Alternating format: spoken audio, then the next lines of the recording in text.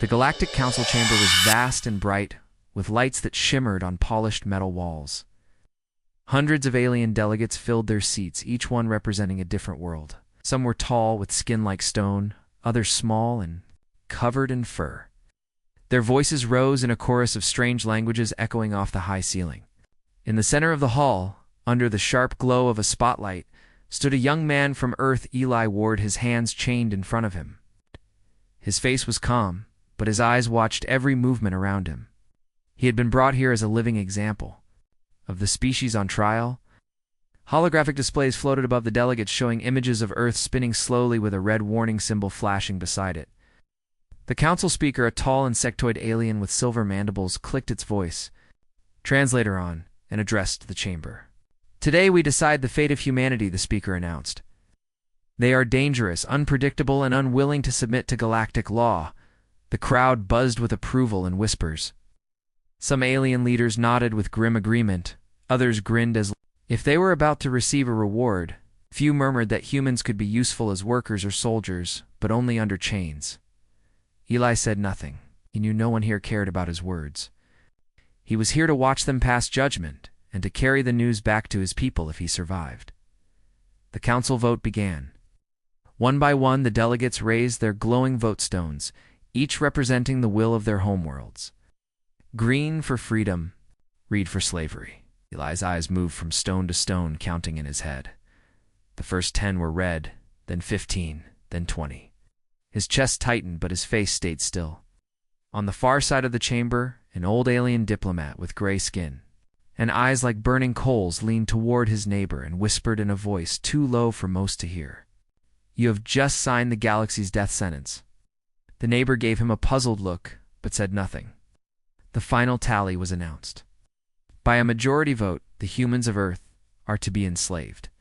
The speaker's voice echoed with cold finality. All human activity is to be monitored, all resistance crushed. Ships will be sent to Earth at once to gather the population. The chamber erupted with noise. Some aliens cheered, others slammed their hands on the table in triumph. Eli simply lowered his head, but inside his thoughts were racing. That night, massive fleets of alien ships descended through Earth's atmosphere. Cities looked to the skies in fear as shadows from enormous carriers darkened the streets below.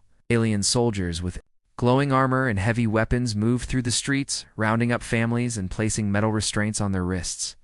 Any who resisted were stunned into silence. Camps were built quickly in open fields, and humans were herded into them. From the outside, it seemed as though the alien victory was complete. The invaders moved with military precision, confident they had broken Earth's will, but something began to happen almost immediately. In one of the largest prison camps, Eli sat among a group of captured humans, his chains still in place.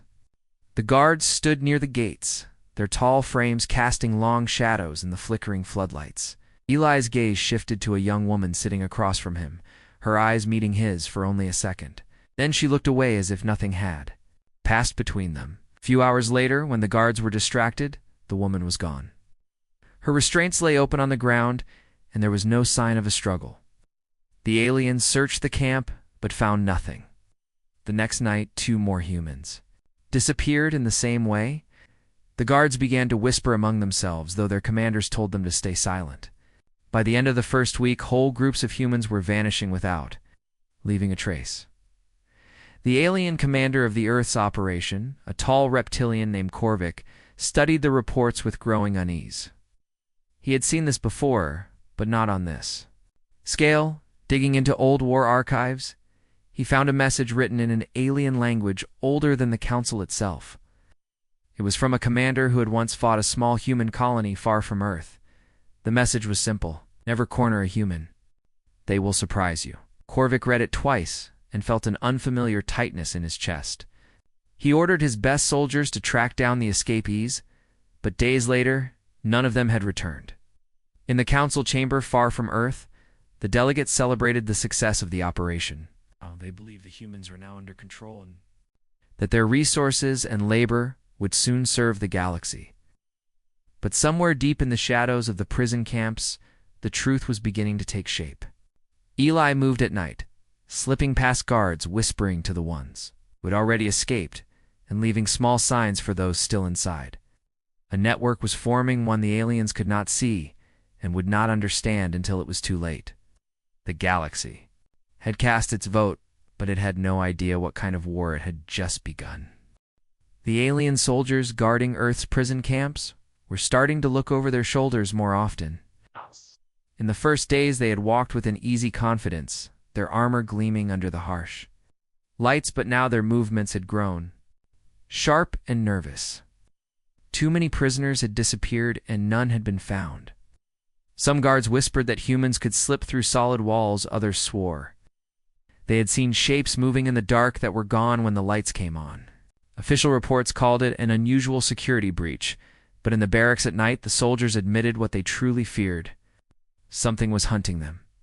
In Camp 17, Eli Ward sat quietly against the cold metal fence, pretending to be another defeated prisoner. In truth, he was listening. The guards' patrol pattern was the same every night, 3 minutes between passes, 2 at the gates, 1 near the tower. It was enough. When the searchlights turned away, Eli gave the faintest nod to a boy across the yard. The boy slipped into the shadows and was gone before the next light sweep. To the guards, it looked like a prisoner moving to sit somewhere else. By the time they checked, he had vanished without a sound. Eli never saw him again, but he knew the boy had reached the network. The alien commander Korvik was growing desperate. He sent his fastest skimmers to sweep the forests and ruins around the camps, but they found no trace of humans. Even the tracking drones failed, returning with nothing but static-filled recordings. Frustrated, he called a meeting with his officers. Some suggested moving the humans off-world immediately to stop the disappearances.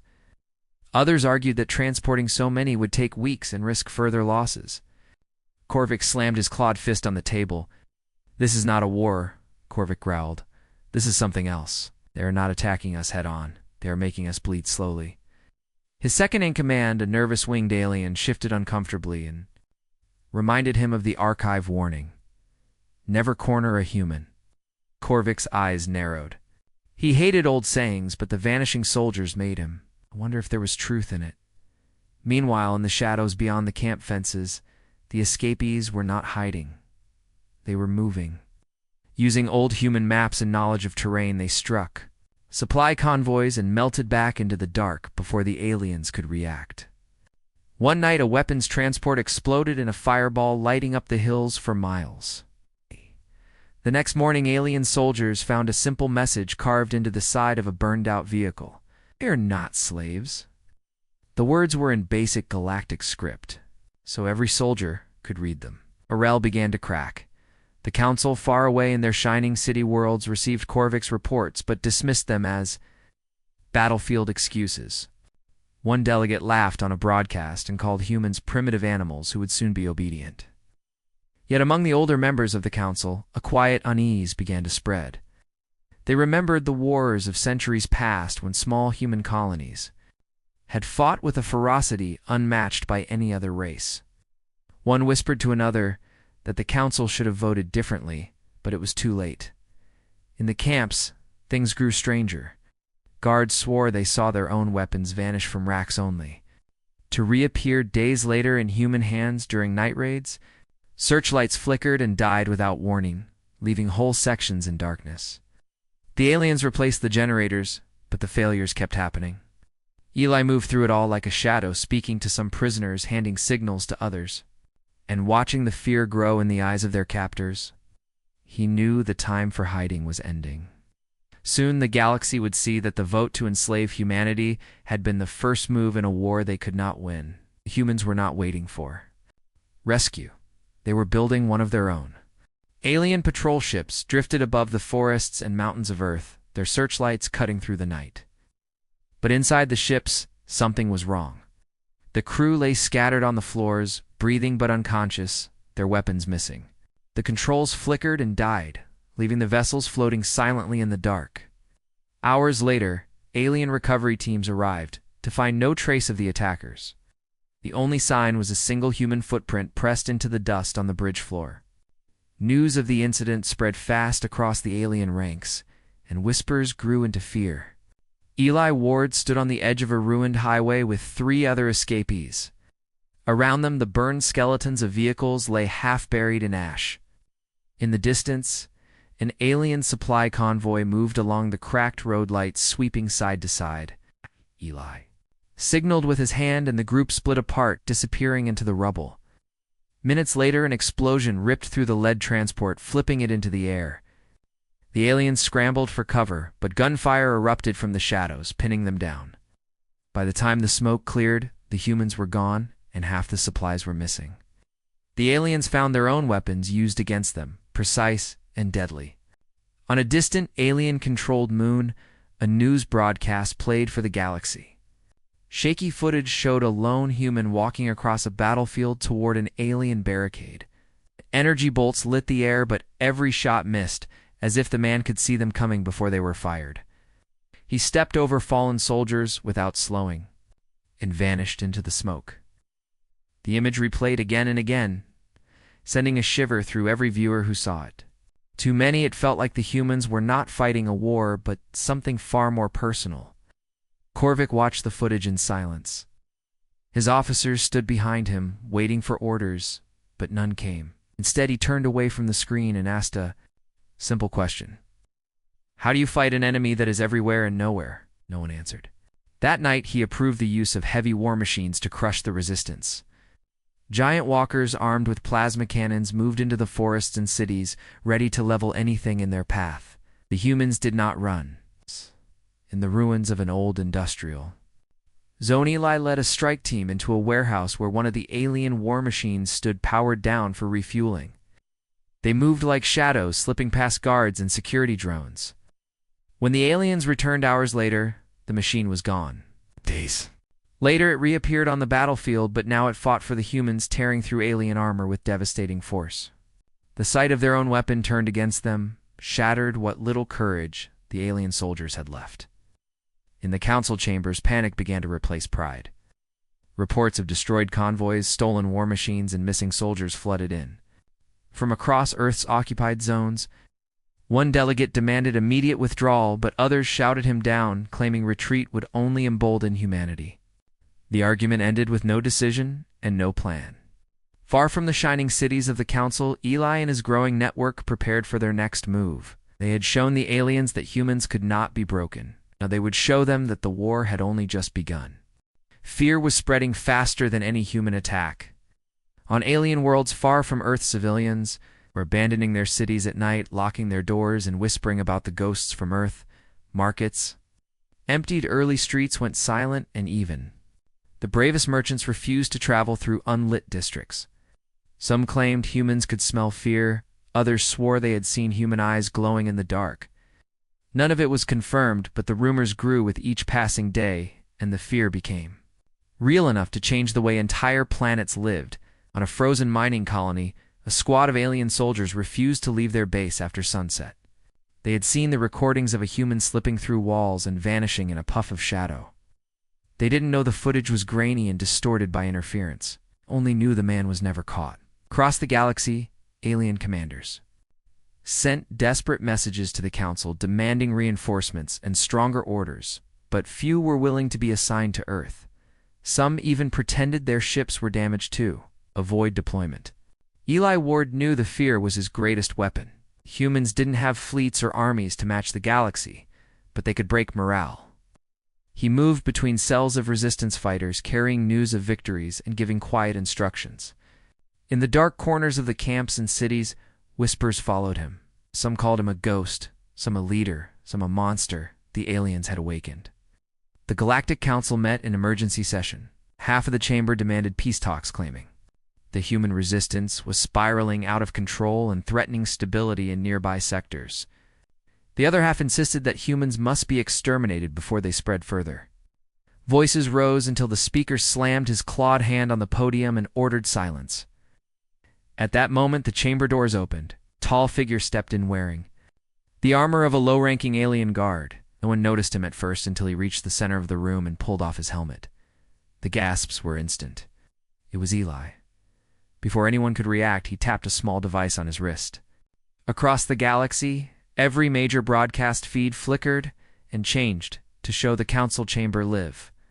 Billions of beings saw the humans prisoner standing among the galaxy's most powerful leaders.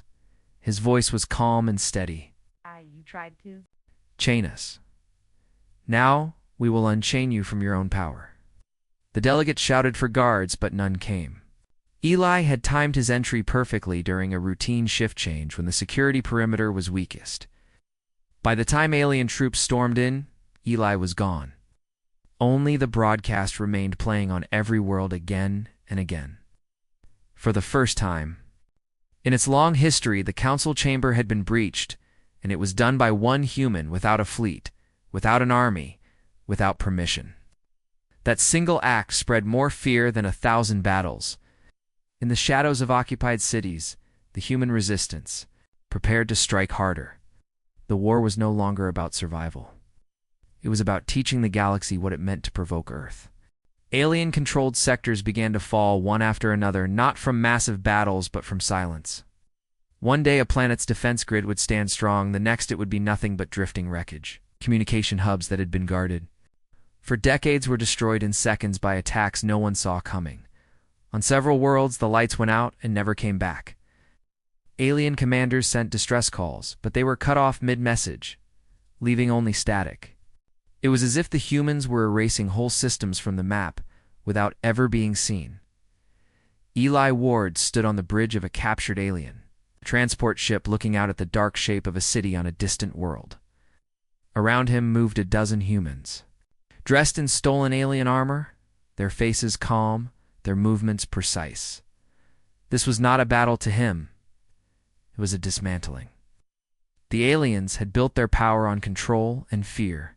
Now the humans were returning, both in ways the galaxy had never faced in one operation. A human strike team infiltrated a massive orbital station that served as the primary supply hub for 3 sectors. The aliens guarding it never heard a sound. Before their power cores failed, plunging the station into darkness. By the time backup generators came online, every weapon store and fuel reserve was gone. The humans didn't destroy the station, they left it floating helpless and empty. So, every alien ship that came to dock would see how powerless they had become. On another world, alien admirals gathered to plan a counterattack. Their voices were tense, their plans desperate. Halfway through the meeting, the doors opened and a human prisoner was shoved inside.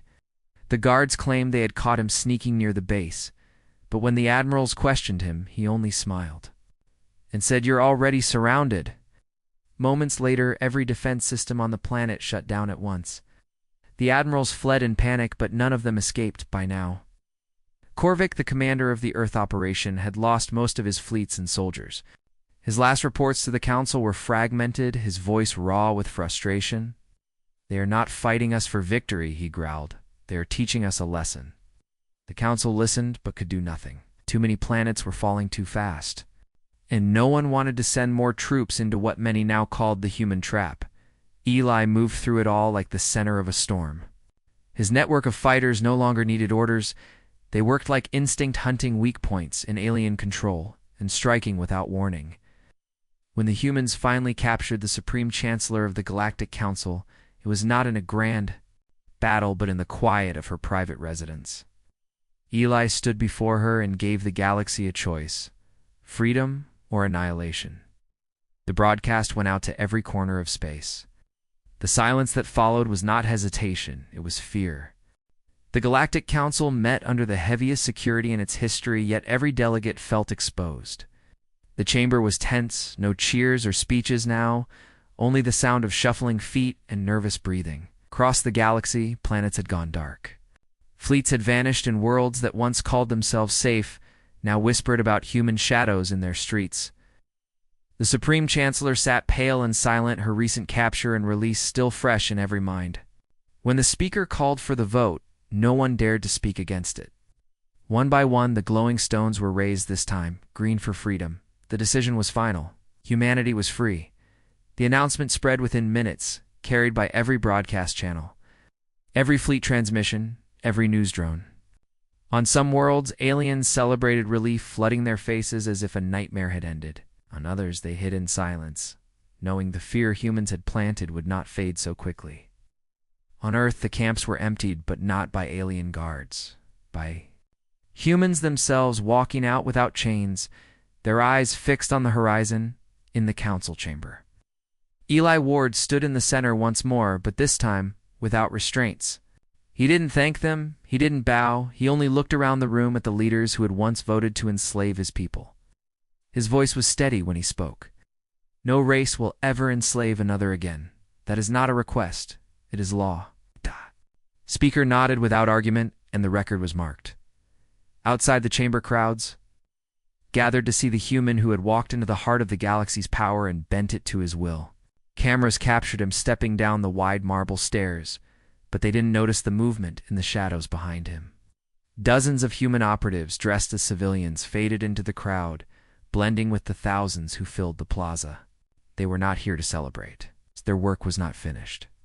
Eli paused at the bottom of the stairs and glanced up at the alien city towering above him, its spires gleaming in the sun. To most it looked untouchable, but he knew better. He turned away and disappeared into the crowd, leaving the council to wonder where he had gone. Somewhere in the depths of the galaxy, new plans were already forming. The humans had been freed, but the lesson was far from over. The last image broadcast across the galaxy that day was of Eli's shadow stretching long across the council steps. The voiceover from a trembling news anchor summed up what everyone was thinking. They voted to enslave humanity. Now they kneel.